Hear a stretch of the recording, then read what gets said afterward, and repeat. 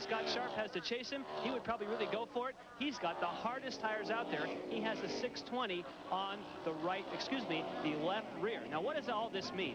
What that means is the guys with the soft tires would be able to run fast in the beginning. And what's going to happen is Scott Sharp is going to have to try and push these guys so they wear the tires down. This will all come into play, guys, at the end.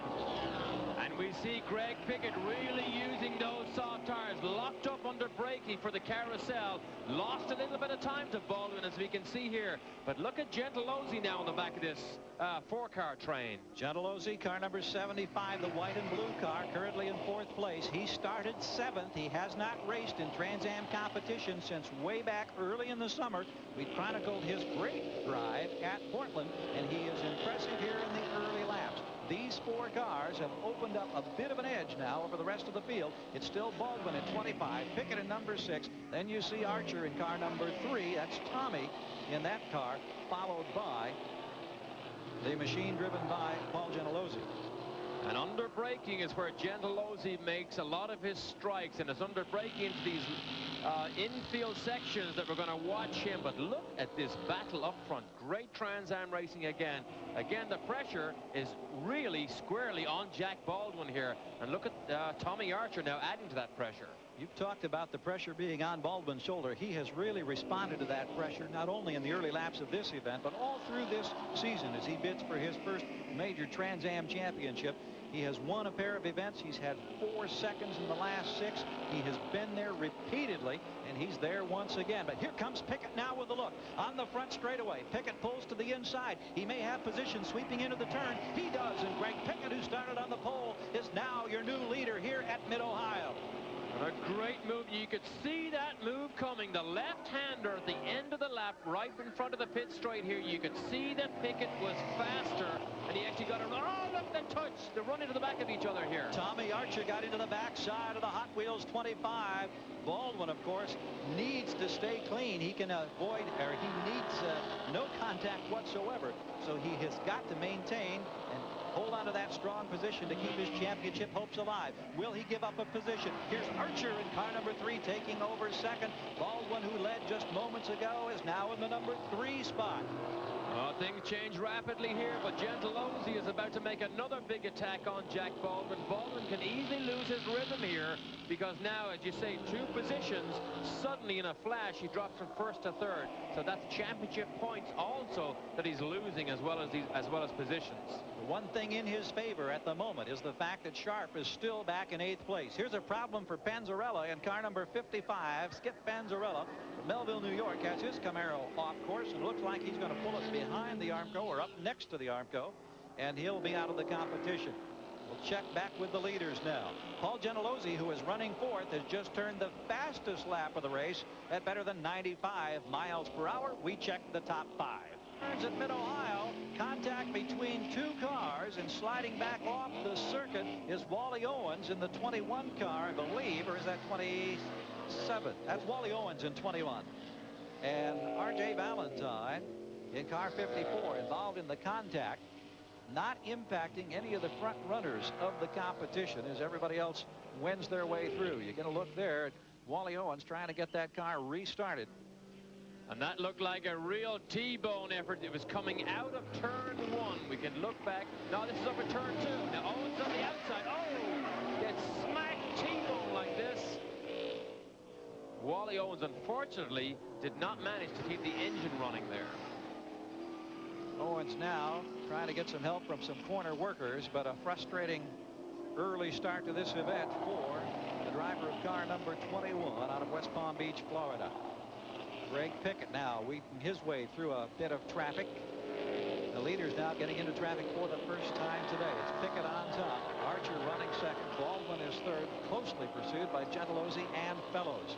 Watch Gentilozzi under braking. That's where he likes to make his attack. Closes up. He's a little bit behind now, but look at the pressure now that Gentilozzi is under from Ron Fellows in the Mustang. Continued assault by Ron Fellows in car number 4. He would love to make it 2 consecutive wins after his victory in the last outing on the long circuit at Elkhart Lake, and he's putting a lot of pressure on Paul Gentilozzi. These 2 have been spectacular as they've worked their way forward here, but right now our field seems to be stabilizing just a bit. Let's go down now to the pits. Jan Beekes. Well, I think we've got a yellow flag here. Let's go to the pits and check in with Jan Beekes. Well, what we have is we have an interview ready with Deborah Gregg, who unfortunately has come into the pits early. What happened, Deborah? Well, it looks like we had a bolt break in our shift linkage where the shift tower actually pivots on the linkage itself, unfortunately. It doesn't happen very often, but it kind of wasn't our day. Well, we wish you better fortunes at Sears Point. Well, thanks a lot. We're looking forward to going to Sears. Looking forward to the finale. Gary? Well, a tough day for Deborah Brake. She had no time in qualifying yesterday. Then in the final session this morning, she got her car on the number 12 spot on the grid, but she is out of the competition as Pickett continues to set the pace. We've been watching Jack Baldwin throughout the day in this battle for the championship. His team says that there's a special piece of technology that has greatly contributed to their success this year. Let's check in now with Jan Beekes in this track back. Jack Baldwin has had some strong performances recently in his Hot Wheels Camaro, and the crew attributes much of that success to the use of some new Delco electronic shocks. Now, we call these dampers in racing because they dampen the movement of the suspension as well as the spring.